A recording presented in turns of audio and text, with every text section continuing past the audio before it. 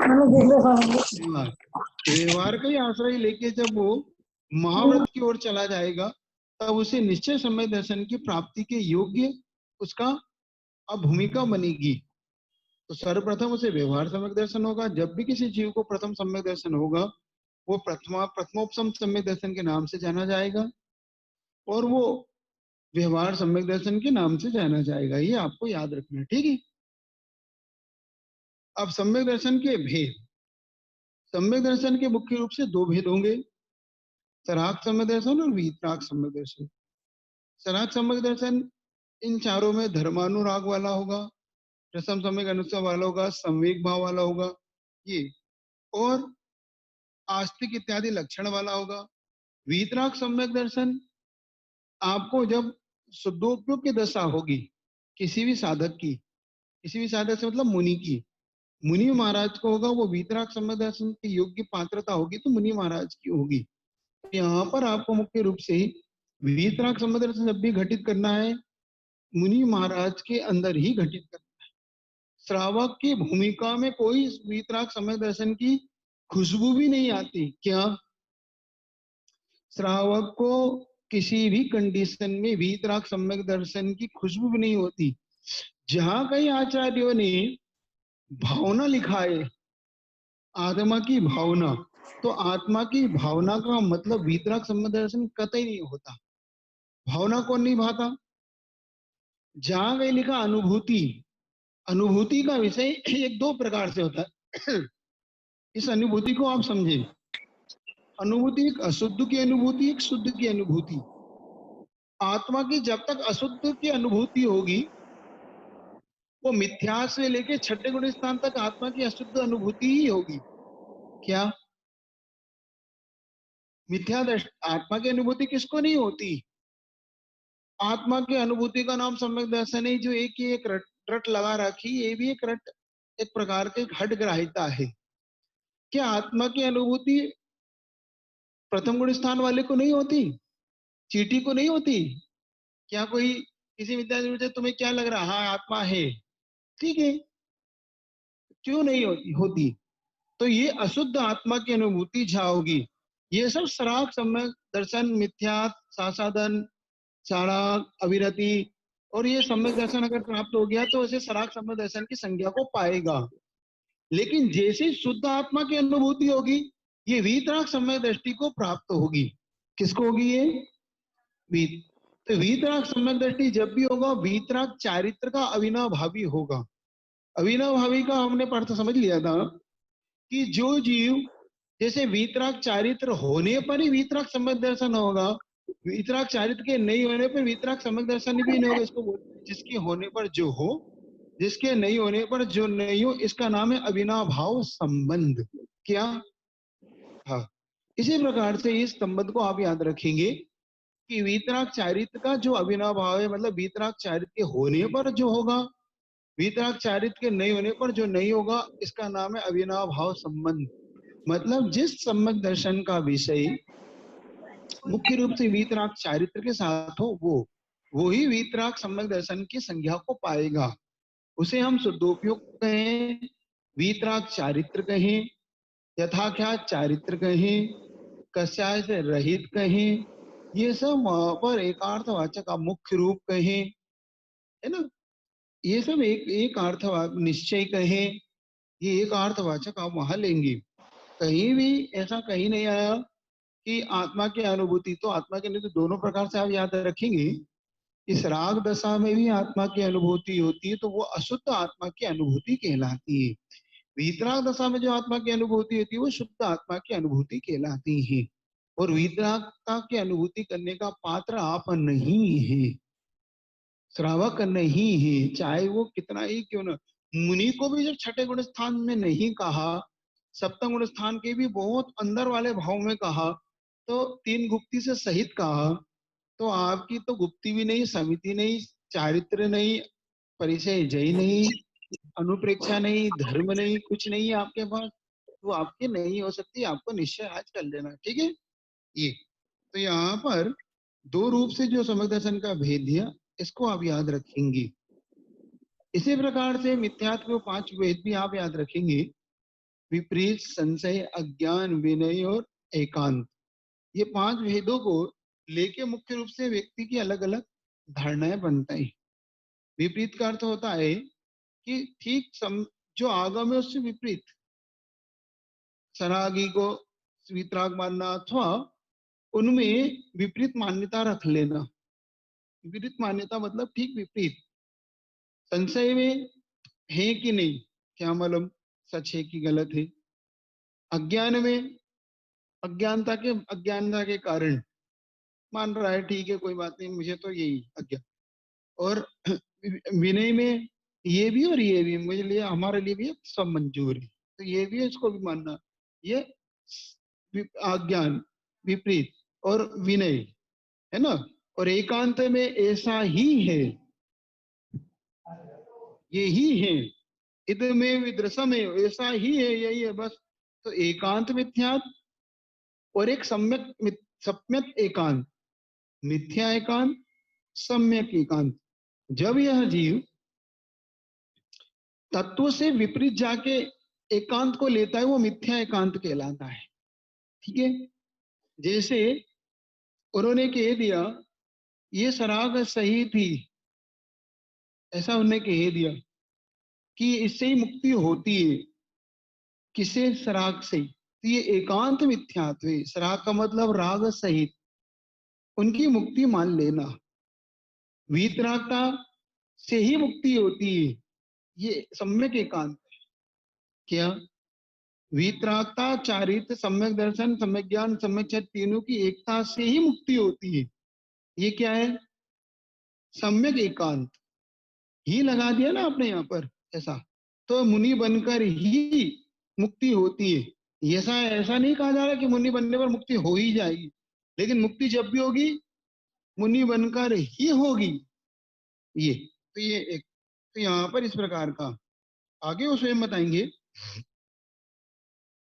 कि व्यवहार सम्यक दर्शन और निश्चय सम्यक दर्शन का खुद बता रहे हैं। शुद्ध जीवादि तत्व का श्रद्धान, ये सब करना सराग है, और इनका सम्यक निश्चय के साथ जानना ये वीतराग है ना। सम्यक निश्चय, सम्यक तो ये सम्यक चारित्र हो गया उसके साथ। अब इसकी उत्पत्ति का 2 भेद किए थे उन्हें, एक निसर्गज, एक अधिगमज। निसर्ग मतलब होता है बिना किसी के उपदेश के हो जाना, ठीक। अधिगमज का मतलब होता है उपदेश के द्वारा होना। किसी मुनि महाराज का उपदेश मिल गया, जिनवाणी का उपदेश सुन लिया, दिव्य ध्वनि का पान कर लिया, इससे अपने भावों परिणामों को उसने बदल लिया, इसका नाम है वीतरा है, इसका नाम है अधिगमज। अधिगमज, ठीक है। अब सर्वप्रथम जो सयोपम सम्यक प्रथमोपम सम्यक दर्शन होगा, उसमें 7 प्रकृतियों का वो उपसमा देता है। उपसम का मतलब दबा देना, ठीक है। 7 प्रकृति कौन सी, अनंत अनंत, क्रोध, मान, माया, लोभ, मिथ्या, सम्यक मिथ्या और सम्यक प्रकृति। इन 7 प्रकृतियों को जो दबा दे, इनको उदय में न आने दे, उदयावली में भी जो रिक्त कर लिए इनको सब दूर से दबा दे, इसका एक भी अंश उदय में नहीं आता, इसका नाम है प्रथमोपम सम्यक दर्शन। सर्वप्रथम कोई भी अनादि अदानी मिथ्या दृष्टि होगा तो सर्वप्रथम प्रथमोपम सम्यक दर्शन की पात्रता रखता है, अगर भव्य है तो। इसमें मुख्य कंडीशन ये याद रखिएगा, कोई भी भव्य जीव होगा तो उसका पात्र कौन होगा, ये आपको विशेष तौर से याद रखना चाहिए। संगी हो, पर्याप्तक हो, ठीक है, संगी हो, पर्याप्तक हो, भव्य हो, और सकल इंद्रिय वाला हो, सकल पांचों इंद्रिय मतलब पंच इंद्रिय वाला हो, मन वाला हो, ये सब उसकी कंडीशन है, याद रखेगा। चारों गति में कोई भी जीव, उससे कोई फर्क नहीं पड़ता, चारों गति के जीव में कोई से भी जीव होता तो प्राप्त कर सकता है। एक सम्मूर्छन को प्रथमोपम समय दर्शन सम्मूर्छन को प्राप्त नहीं होता, ये याद रखना। क्या सम्मोचन पंचेंद्रिय जो जीव है उसे प्रथमोपम समय नहीं हो सकता। हाँ, उसने पहले प्राप्त किया हो, बाद में छूट गया, फिर सम्मोचन बन गया, फिर वो अगर प्राप्त करे तो क्षोभम समय दर्शन प्राप्त करने की योग्यता रख लेता है। क्षयोपम कब करेगा? पहले जिसने प्रथमोपम सम्यक दर्शन प्राप्त किया था, फिर छूट गया, फिर वो सम्मूर्छन जीव में उत्पन्न हो गया, फिर उसे अपनी किसी भाव इत्यादि का याद आने पर, जाति स्मरण इत्यादि होने पर, उपदेश आने पर उसे क्षयोपम सम्यक दर्शन हो जा सकता, ये याद रखना। लेकिन उसे पहले जिसने प्रथमोपम सम्यक प्राप्त कर लिया हो वो जीव है, ऐसा नहीं करना। क्योंकि क्षयोपम सम्यक दर्शन किसी भी अनादि मिथ्या दृष्टि को क्षयोपम और क्षयिक सम्यक दर्शन कभी नहीं होता। क्या? अनादि मिथ्या दृष्टि को कभी भी क्षयोपम और क्षयिक सम्यक दर्शन कतई नहीं होता, द्वितीयोपम भी कतई नहीं होता। उसे जब भी होगा प्रथमोपम होगा, तब जब ये प्रथमोपम उसका प्राप्त होगा तब उसे, तो ये याद रखना। गर्भज हो, ये भी याद रखना, उसकी संगठन में क्या लगाना? गर्भज हो, पर्याप्तक हो, संगी हो, चारों गति का हो, भव्य हो, ये सम्मूर्छन नहीं हो, ये आपको ध्यान रखना। प्रथमोपम सम्यक दर्शन की ये कंडीशन आपके लिए याद रखना, ठीक है। अब तो प्रथमोपम सम्यक दर्शन का चारों गति में जीव प्राप्त कर लेता है। द्वितीयोपम सम्यक दर्शन जब भी होता है, ये दो भेद इन्होंने किए, प्रथमोपम सम्यक दर्शन और द्वितीयोपम सम्यक दर्शन। द्वितीयोपम सम्यक दर्शन जब भी प्राप्त करेगा, क्षयोपम सम्यक दर्शन पूर्वक करेगा। क्या? प्रथमोपम सम्यक दर्शन तो मिथ्या पूर्वक किया था उसने, मिथ्या दृष्टि था, फिर उसने प्रथमोपम सम्यक दर्शन प्राप्त किया, फिर बाद में उसने क्षयोपम सम्यक दर्शन प्राप्त कर लिया। लेकिन द्वितीयोपम जब भी करेगा वो जीव प्रथमोपम सम्यक दर्शन से नहीं करेगा, द्वितीयोपम करेगा क्षयोपम सम्यक दर्शन पूर्वक। उसमें भी मुनि महाराज करेंगे। कौन करेंगे? जब उपसम श्रेणी उन्हें चढ़ना होगी। कौन सी श्रेणी? उस समय वो अनंतानुबंधी की विसूचना करके फिर वो द्वितीय सम्यक के लिए करण करेंगे। करण करने के बाद द्वितीय सम्यक प्राप्त करके अधा प्रण करके भी साथ ही से प्रमत्त अप्रमत्त होकर अठम नौवें गुणस्थान के लिए उपसम श्रेणी में चढ़ जाएंगे। ये उसकी कंडीशन है। थोड़ा थोड़ा आप याद रख लेंगे तो हो जाएगा। अब जो इन्होंने यहाँ पे एक और दिया कि अन्य आचार्य के मतलब चतुर्थ स्थान से भी द्वितीयोपम सम्यक हो जाता है, तो वहां पर आपको ये कंडीशन याद रखना है। एक अपन ने अनुमान लगाया था कि कोई मुनि महाराज थे, द्रव्यलिंग से तो मुनि है, बाहर से अंतरंग से होना गुण का अनुष्ठान गिर गया, फिर उन्होंने चतुर्थ स्थान में पुनः भूमिका बनाई क्षयोपम सम्यक दर्शन से द्वितीय सम्यक की, और वो श्रेणी के लिए आगे बढ़ गए, सात्विक स्थान में आए और वहीं से वो आगे चढ़ गए। एक ऐसा अनुमान लगाया था, ठीक है बने, ये याद रख। सर्वप्रथम बता दिया कौन सा प्रण होता था, प्रथम सम्यक दर्शन। इसमें प्रथम सम्यक दर्शन देख लो, उन्होंने बता दिया कौन क्या क्या कंडीशन चाहिए आपको। स्वामी, स्वामी याद रखना आपको। अगर ये पूछा जाए प्रथम सम्यक दर्शन का स्वामी कौन है, प्रथम सम्यक दर्शन का पात्र कौन है, प्रथम दर्शन के लिए क्या योग्यता चाहिए, ये सब एकार्थवाचक है। आपको उलझना नहीं है इसमें। इसमें स्वामी पूछ लिया तो क्या, योग्यता पूछ ली तो क्या, पात्र है तो क्या, ये सब एकार्थवाचक। आपको ये सब चीजें उसमें ऐसे ही लिखना। उन्होंने दिया संगी पंचेंद्रिय हो, पर्याप्तक हो, गर्भ जन्म वाला हो, उत्पाद जन्म वाले मिथ्या दृष्टि ही प्राप्त करते हैं, संगी संवर्चन जन्म वाले प्राप्त नहीं कर सकते। इन्होंने देखो आपको अंदर कंडीशन खोल दी, ठीक है। हाँ। अब इस क्षयोपम में द्वितीयोपम में सम्यक दर्शन वाले मुनि चतुर्थ सात्विक स्थान वाले क्षयोपम सम्यक दृष्टि मनुष्य प्राप्त करते हैं, भोग भूमि के मनुष्य से प्राप्त नहीं करते। ये उन्होंने कंडीशन आपके सामने खोल दी। ये आपको समझ में आ गई ये बात कि द्वितीय सम्यक दर्शन कौन प्राप्त कर सकता है, कौन है, कौन सी गति में है, मनुष्य गति में कौन से, भोग भूमि की पर कर्म भूमि की। अच्छा, ये कंडीशन आपको याद रहेगी। एक और कंडीशन याद रखना, क्या किसी अपेक्षा से देवों में भी द्वितीय सम्यक दर्शन हो सकता है?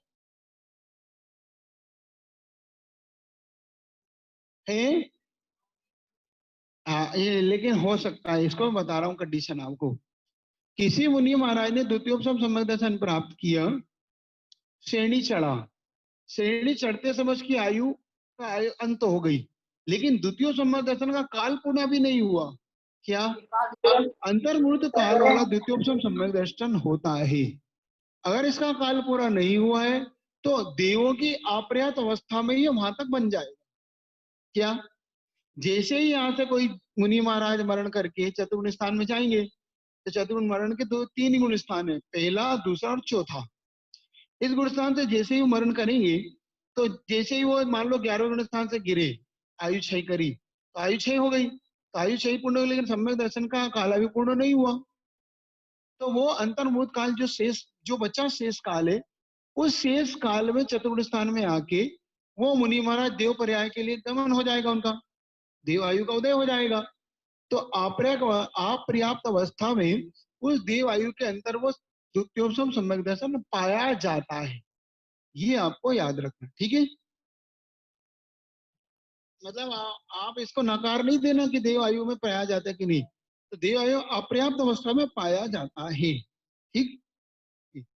बाकी कुछ कंडीशन इन्होंने यहाँ पर आपको दी है मुख्य रूप से। अब क्षयोपम सम्यक दर्शन किसे कहते हैं? क्षयोपम सम्यक दर्शन में दो कार्य होते हैं। क्षयोपम सम्यक दर्शन में एक तो जो प्रकृति सर्वघाती प्रकृति के बारे में कल आपको बताया था कि देशघाती और सर्वघाती दो प्रकार की प्रकृतियां होती हैं। मान लो मोहिनी की जो प्रकृतियां हैं, इसमें अनंतानुबंधी, अप्रत्याख्यान और प्रत्याख्यान, ये सारी की सारी सर्वघाती प्रकृतियां ही हैं, ठीक। ये और इसमें भी हास्यादि 9 ही ऐसी प्रकृतियां हैं जो देशघाती प्रकृतियां हैं, और एक सम्यक प्रकृति, क्या हाँ, सम्यक प्रकृति ये देशघाती प्रकृति है। बाकी सम्यक प्रकृति मिथ्यात और ये सम्यक मिथ्यात, मिथ्यात और सम्यक मिथ्यात ये भी सर्वघाती प्रकृति है, ठीक है। तो ये टोटल अपन ने अगर आपको गिनना हो तो टोटल जो प्रकृतियां हैं, जिनमें से ज्ञानावरणी की 4 देशघाती प्रकृति है, दर्शनावरणी की 3 देशघाती प्रकृतियां है ना, अंतराय 5 अंतराय देशघाती प्रकृति कितनी हो गई है? 7 5 12, 12 और 9 21, और एक सम्यक प्रकृति 22। टोटल ये देशघाती प्रकृतियां हैं। घाती कर्मों में किनमें ये घाती कर्मों की अपने कंडीशन की नहीं ना, तो घाती कर्मों में ये सब देशघाती प्रकृतियां हैं। तो यहाँ पर अपन क्षयोपम सम्यक दर्शन के बारे में अभी जानने का पुरुषार्थ अपन कर रहे हैं, ठीक है। तो क्षयोपम सम्यक दर्शन के अंदर ये आपको याद रखना है, वो संजलन भी, संजलन के अगर नहीं बोला है तो संजलन भी आपके लिए सर्वघाती ही है। इसके लिए यथाख्यात के लिए, चारित्र के लिए तो देशघाती हो जाएगी, चारित्र लेते समय तो चारित्र को तो लेने देगी, लेकिन यथाख्यात चारित्र को नहीं लेने देगी। इसलिए इसलिए वो भी सर्वघाती प्रकृति, क्योंकि ये जितने भी है सभी मोहिनी की जितनी भी है सिर्फ 9 कसाई को छोड़ के और एक सम्यक प्रकृति को छोड़ के, ठीक है। क्या नाम है? तो यहाँ पर क्षयोपम सम्यक दर्शन की मुख्य चर्चा आपके सामने है। तो क्षयोपम सम्यक दर्शन किसे कहते हैं?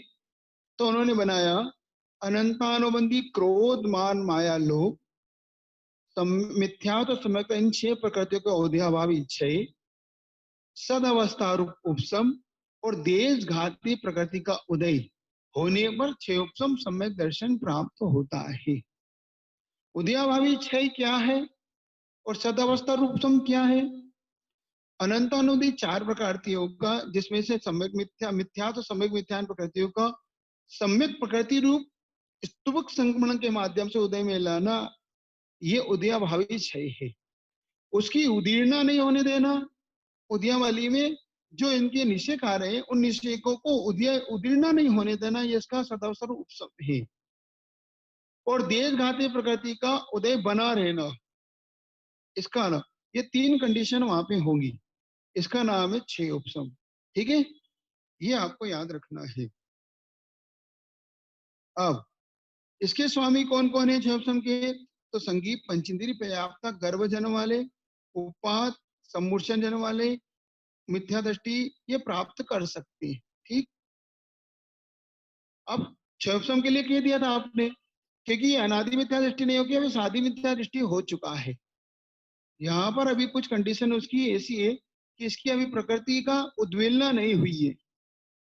जो इसने तीन प्रकृतियों को तीन टुकड़े करे थे मिथ्यात्व के, मिथ्या, सम्यक मिथ्या और सम्यक वृत्ति, इन तीन टुकड़ों में भी एकता नहीं आई। जिस दिन ही एकता आ जाएगी तो ये शिवसम सम्यक दर्शन के योग्य नहीं रहेगा, है ना। तो अभी जब तक इसमें योग्यता नहीं है तब तक ये शिवसम सम्यक दर्शन बार बार प्राप्त कर सकता है, प्रथमोपम सम्यक दर्शन प्राप्त नहीं कर सकता। जब तक ये तीन टुकड़े हैं तब तक ये प्रथमोपम सम्यक दर्शन का पात्र नहीं है।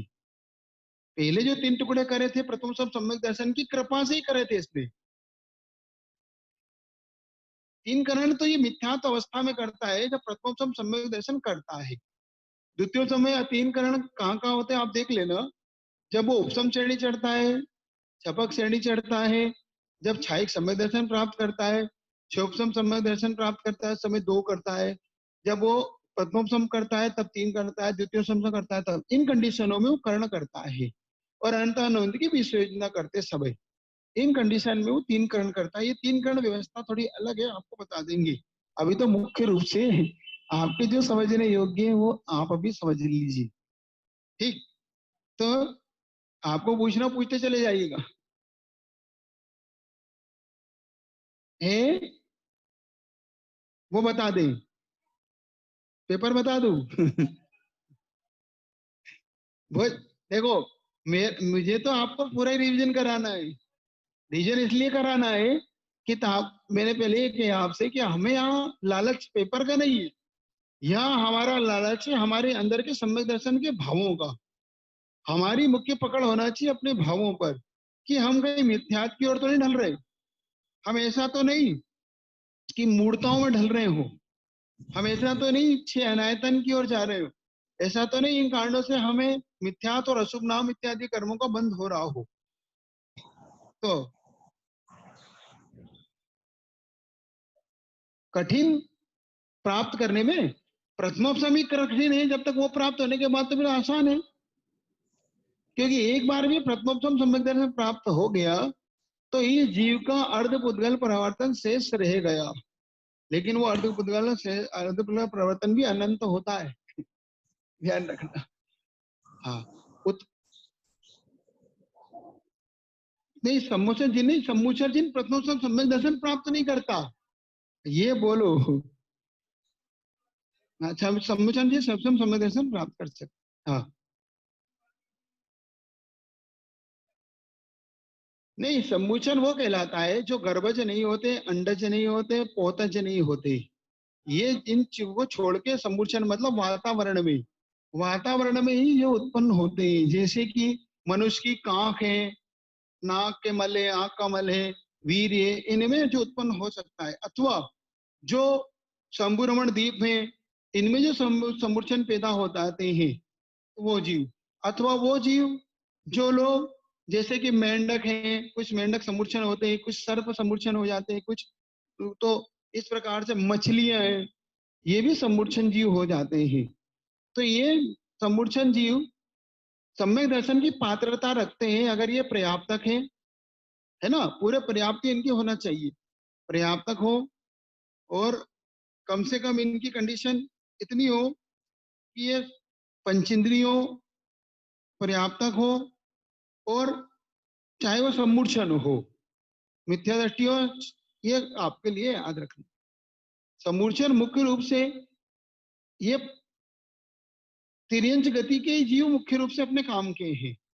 क्या मनुष्य में जो सम्मूर्छन मनुष्य होते हैं वो तो लब्धि पर्याप्तक मतलब वो तुरंत ही मरण को अपर्याप्त दशा ही पूरी नहीं करके और उससे पहले उनका मरण हो जाता है। थोड़ा सा विषय आपका टाइट हो रहा है लेकिन दिमाग इससे ही चलेगा आपका ठीक। आगे उन्होंने छह जो आता है वो दिए कारण, जाति स्मरण, धर्म श्रवण, जिन बिंब दर्शन, वेदनानुभव, देवरीति दर्शन, जिन महिमा दर्शन। ये कारण आपको पता ही है। जिन महिमा का मतलब समोचन इत्यादि पंचकरण इत्यादि का होना है, जिन महिमा, ठीक है। फिर आज्ञा इत्यादि सम्यक दर्शन जो दिए इन्होंने, आज्ञा है, मार्ग सम्यक दर्शन, उपदेश, सूत्र, बीज, संक्षेप, ये सामान्य परिभाषाएं जो मुख्य रूप से इसमें काम आती। देव मूर्ता, गुरु मूर्ता, लोक मूर्ता, इसमें एक विशेष ध्यान रखने बात है। जब भी ये कार्य हमसे होगा धर्म बुद्धि से होगा। क्या? स्नान मात्र मूर्ता नहीं है, धर्म मानकर स्नान करना। ठीक है, धर्म नहीं मानकर कर रहे हो तो स्नान करना क्या बुराई है? आप स्विमिंग पूल में नहाते ही हो, नदी में नहाते हो, उसका मतलब थोड़ी को वो देव मूर्ता हो गई, ये लोक मूर्ता हो गई। वो मूर्ता नहीं, मूर्ता का मतलब है धर्म मान के मूर्खता के काम करना। अब ये ध्यान रखना, ये आपके लिए ये भी बताया था कि वीतरागता को मानते हुए आप मूर्ता कर सकते हो, जरूरी नहीं। कैसे मूर्ता कर सकते हो? मान लो इनको कुल देवता मानने लग जाओ, इनको आप अपना इष्ट देवता मान के, मतलब इष्ट देवता मतलब कि ये भी हमारे लिए और वो भी माना, इसलिए ये भी हमारे लिए वही सब कुछ ऐसे ही है, ये भी हमें वरदान और अभिशाप दे देंगी, तो इनको मानो तो ये भी मुझे कुछ ना कुछ देंगे। तो देने का भाव क्या है? हाँ, जैसे अन्य देवी देवताओं से मिलता है इनसे भी मिलेगा, अच्छे से इनकी पूजा भक्ति करो, इनसे हमें प्राप्ति होगी। एक बात है, कहीं हमने किसी अपेक्षा से ये बात कही भी है कि इनसे मिलता है, किसी अपेक्षा से कही है, लेकिन यहाँ अपेक्षा अलग है। अपने आप पे कथन दो, सापेक्ष और निरपेक्ष। निरपेक्ष कथन करना ये मिथ्या है, सापेक्ष कथन करना ये सम्यक है। समझ रहे हो? अपेक्षा का मतलब हम किसी अपेक्षा से कह रहे हैं। किसी अपेक्षा से कहना और बिना अपेक्षा के कहना ये मिथ्या कथन हो जाएगा। तो किसी अपेक्षा से हमने कहीं कहा है, अब वो किसी ने पूछा था महाराज आपने कहा कहा, आपने तो पहले कहा था कि भगवान देते हैं, तो मैंने किसी अपेक्षा से कहा था भाई वहां पर। अब वो अपेक्षा जब पूछोगे तो बता दूंगा, आप नहीं पूछोगे तो क्यों बताऊंगा? आप जब पूछेंगे महाराज किस अपेक्षा से आपने कहा था, वो अपेक्षा आपको बता दूंगा। अभी तो रीजन का समय है। अब इसी प्रकार से आशा तृष्णा से विषयों के अभिभूत होकर इनके रागी देवी देवताओं की पूजा इत्यादि करना, गुरु मूर्ता में आराम हिंसा से युक्त ऐसे गुरुओं को पूजना, ये भी गुरु मूर्ता है। मद का विषय स्पष्ट है, ज्ञान पूजा कुल जाति बल रिद्धि तप रूप। रिद्धि में जरूर इन्होंने धन के मद को भी ग्रहण कर लिया था, ये आपको याद रखने योग्य है। ये सब चीजें कुल मिला के ये 8 मदों में आ जाएंगी। आपको पता ही है आपका मत, आपको कौन सा मद होता है ये भी बताना है। सारे ही होंगे तो, सब हो तो पहले, ज्ञान हो, पूजा हो, कुल हो, रूप हो, धन हो, रिद्धि हो, तप हो। जो चीज नहीं है उसका मत नहीं हो सकता, उससे तो ईर्ष्या होती है। मत किस वस्तु से होता है? जो हो, जो नहीं है उससे ईर्ष्या होती है, ध्यान रखना। मद और ईर्ष्या में दोनों अलग अलग कंडीशन है। मद कहलाता है घमंड, अभिमान। मेरे पास तो है, तुम्हारे पास क्या है, इसका नाम है मद। और इसके पास क्यों है, मेरे पास क्यों नहीं, इसका नाम ईर्ष्या। समझ रहे हो? इसके पास क्यों है, मेरे पास क्यों नहीं, इसका नाम ईर्ष्या, मात्सर्य, जलना। और मेरे पास है तुम्हारे पास नहीं है, और थोड़ा सा कालर ऊंची हो जाना, हो जाती कि नहीं कालर ऊंची, बन जाते कि नहीं, इसका नाम है मद। ठीक है। आयतन अनायतन आपको पता ही है, कुदेव कुशास्त्र कुगुरु, इनके भक्त तीनों मानने वाले अनायतन है। और ठीक विपरीत से सच्चे देव सच्चे गुरु शास्त्र और इनके 3 मानने वाले, ये 6 आयतन है। तो ये आयतन अनायतन आपके लिए याद रखने योग्य है। आप पूछते जाओ, आपको कुछ समझ में नहीं आ रहा हो तो। समझ में तो आ रहा है सब है, बस बस पेपर में समझ में नहीं आता, बाकी तो समझ में आ रहा है। ये वही समझ में नहीं आता, बाकी तो समझ में आ रहा है, बाकी तो पूरा समझ में आ रहा है। वहां क्यों समझ में नहीं आता? ठीक है चलिए। सम्यक दर्शन के 8 अंग भी है, शंका कांक्षा निर्विक चिकित्सा, मूड दृष्टि, उपगोहन और आवासल अप्रभावना। ये ठीक इससे दोष है और ठीक इससे ये गुण है। मतलब हम निसंकित निकांक्षित निर्विचिकित्सा, अमूढ़ दृष्टि, उपगोहन स्थितिकरण, वात्सल्य और प्रभावना, ये गुण है। ठीक, इनमें आ लगा लोगे तो कुछ निकाल दो, कुछ लगा लो। शंका, निसंकेत का शंका कर दो, निकांकित का कांक्षा कर दो। कांक्षा पता है आपको? कांक्षा का मतलब इच्छा, ठीक है, मूड दृष्टि।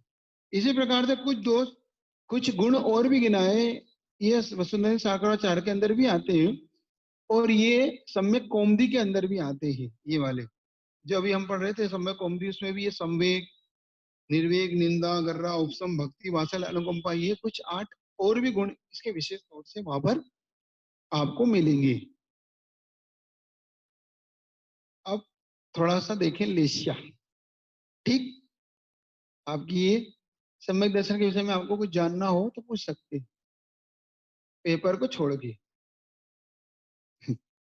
यही बहुत लोग होते हैं सीधे तो फिर कहते बस यही बता दो, पेपर का छोड़ के बता दो, अब क्या क्या आएगा। ठीक है, अब लेशिया के बारे में जानिए। लेशिया के मूल में 2 भेद हैं। द्रव्यलेशा, द्रव्यलेशा होते वर्ण नाम कर्म के उदय से जीव के जो शरीर का वर्ण मिलता है उसे बोलते हैं द्रव्यलेशा। क्या बोलते हैं उसे? द्रव्यलेशा। ठीक, इससे जब भावों में हम जोड़ते हैं तो उसमें 2 चीज का मिक्सअप होता है, कसाय और योग। मन, वचन और काय के द्वारा हम जो सोचते हैं, बोलते हैं और करते हैं, और उससे जब कसाय का संबंध हो जाता है, किसका संबंध हो जाता है? क्रोध, मान, माया, लोभ, इससे लेस्या का उद्भव हो जाता है, इससे लेस्या प्राप्त हो जाती है। इसीलिए कसाय अनुरंजित रोग परिणाम को लेस्या कहते। क्या? कसाय से अनुरंजित परिणाम, योग के परिणाम को, अथवा जो आत्माओं को लिंपति है, लिंपति का मतलब लेपन करती है, किससे? कर्म से। हमारी आत्मा को किसने किसने लेपा है, चिपकाया है? कर्मों ने। तो कर्मों से चिपकी किसके कारण? लेस्या। उसने मुख्य भूमिका किसने निभाई? लेस्या ने। उसमें भी कसाय और योग से आपको बताइए 4 प्रकार के कौन से बंद होते हैं? कौन कौन से बंद होते हैं? प्रकृति, प्रदेश, स्थिति और अनुभाग। जिसमें योग के द्वारा प्रकृति और प्रदेश बंद होता है, स्थिति और अनुभाग बंद कसाई के द्वारा होता है। कसाई गोंद का काम करती है। किसका काम करती है? गोंद, चिपकाने का। ठीक है, ये खींचना, क्योंकि और खींचने का काम करता है मन वचन। योग खींचता है, योग चिपकाता है गोंद। क्योंकि समय साय ने उदाहरण दिया, जिस प्रकार से तेल को लगा के कोई पहलवान उस अखाड़े में वहां पर कुश्ती का अभ्यास करता है तो उसके लिए क्या धूल लग जाती है। वही पहलवान बिना तेल लगाए करता तो उसे अभ्यास करने पर धूल नहीं लगती। ऐसे ही उन्होंने वहां पर एक कंडीशन दी है कि जो कसायों से सहित करता है और कसाय से रहित बंद, तो उनको बंद नहीं होता। लेकिन कहीं कहीं इसका गलत अर्थ लोगों ने निकाल लिया, उन्होंने उसको सम्यक दृष्टि जोड़ दिया। कौन सा सम्यक दृष्टि जोड़ दिया? तो चतुर्थ स्थान में जोड़ दिया। उसकी चर्चा अभी आज नहीं कर रहे, फिर कभी करेंगे, क्योंकि आज आपका विषय थोड़ा अलग हो जाएगा। ठीक है, तो भावलेशिया। अब इसके 6 प्रकार हैं द्रव्य भाव के। कृष्णनील कापोर, क्यों क्यों मुस्कुरा रहे? नहीं नहीं, मैं इसलिए इसको खोल नहीं रहा हूं कि गलती तो हुई है, गलती तो गलती है, ऐसे क्या बात है? आपको आपकी आपकी मुस्कान मुझे कुछ बता तो रही है। आपको मुस्कुराना, आपको मुस्कुराना बता तो रहा है, लेकिन ये बिल्कुल फैक्ट है। आप खुद इसमें सोचो, सम्यक दर्शन होने पर भी चौथे गुण स्थान में वो संभव हो गया नहीं है। वहां पे अप्रत्याख्यान, प्रत्याख्यान, संचलन, 3 कसाएं बैठी हुई है, और आप उसे अबंधक मान रहे हो। बंद नहीं होता, बंद नहीं होता, सम्यक दृष्टि को बंद नहीं होता। तो सम्यक दृष्टि को कौन सी प्रकृति का बंद नहीं होता ये बताओ ना। 43 प्रकृति का बंद नहीं होता, 42 प्रकृति, उसकी चर्चा आप कर रहे हो। बाकी का तो बंद हो रहा है कि नहीं? आज आप सर्वहार सिद्धि पढ़ रहे थे, सर्वहार सिद्धि बताया था ना हमने, 16 प्रकृति प्रथम गुण स्थान की। 25 प्रकृति द्वितीय गुण स्थान की, है ना, और तीसरे गुण स्थान में मिथ्या सम्यक मिथ्या जो का ये, ऐसे टोटल 43 प्रकृति का अबंधक मान रहे हो, तो बंद नहीं होने का मतलब वहां इसका मतलब ये थोड़ी है। समझ में आ रही है? अब तो सबकी गर्दन कुछ कुछ हिलती है कुछ। अब देखो जो जो आ जाता है उसकी हिलती है नहीं, बाकी लोग तो ऐसे देखते हैं। क्या क्या बाकी लोग ऐसे देखते हैं। समय समय सार में एक उदाहरण दिया, कभी कभी कुछ लोगों को देख के वो उदाहरण याद आ जाता है। समय सार में उदाहरण दिया आर्य और अनार्य का। तो जैसे कोई ब्राह्मण है, वो अनार्य, अनार्य मतलब होता है मलेच्छ। मान लो किसी ब्राह्मण को किसी मलेच्छ ने प्रणाम किया और ब्राह्मण ने स्वस्तिरस्तु ऐसा कहा, तो अनार्य जो है मलेच्छ है, वो ऐसे टक टक लगाई से देखता है किसने क्या बोल दिया, क्योंकि उसे पता ही नहीं स्वस्ति क्या होता है। उसे ये पता ही नहीं, उसने पहली बार सुना, वो तो अनार्य भाषा में समझता है। तब उन्होंने कहा कि फिर वो उसकी भाषा में जवाब देता है, किसी से पूछता है तो पहले तो गुस्सा होता है ऐसे। उन्होंने कहा बकरे जैसे बकरा टकटक लगाए देखता है ना, उसने कंडीशन खोला, उसका पढ़िएगा टीकाकार ने, किसी से बकरा ऐसे ऐसे देखता है, बकरा टकटक लगाए ऐसे वो देखता है मलेच्छ। तब वो पूछता है किसी से क्यों, ये क्या बोल गए, उन्होंने कहा तुम्हारा कल्याण हो। अच्छा, इन्होंने फिर कहता है प्रणाम प्रणाम प्रणाम। ऐसे ही आप लोग की अवस्था देख के मुझे ऐसा लगता है, जब आप टकटकी लगाए मुझे देखते हो ना,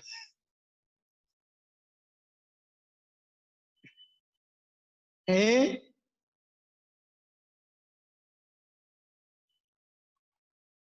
इसीलिए कह रहे हैं कि कुछ चीजों को आपको बार बार सुनना चाहिए, क्योंकि कोई भी वस्तु एक बार सुनने से नहीं आती हो। क्या पता नहीं ऐसी बात कर रहे हो आप लोग, क्या बात नया काम करवा आप एक